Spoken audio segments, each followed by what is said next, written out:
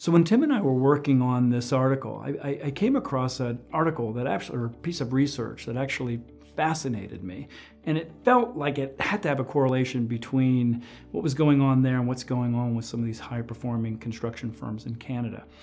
The statistic really pointed to the fact that a singular person in the upper 1%, their ability to produce is worth 12 in the bottom 1%.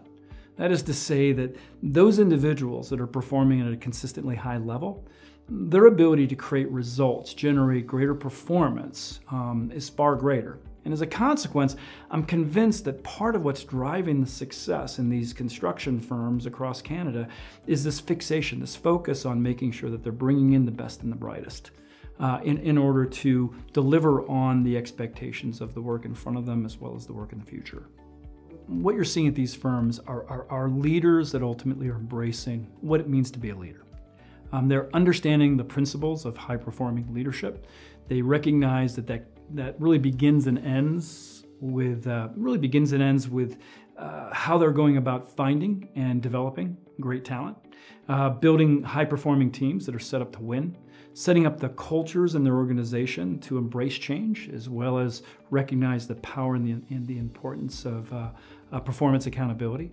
And at the end of the day, really recognizing that as leaders, they need to not only shape through process and procedures, but they also shape the hearts and minds, that they're embracing people because they realize construction is the ultimate team sport. And they can only win based upon how well their people are set up to succeed. So you might have heard of a guy by the name of Wayne Gretzky. And he was known for a great quote around the key to success, becoming shall we say, an exceptional hockey player versus a good one, was the ability to anticipate where the puck was going as opposed to where the puck is.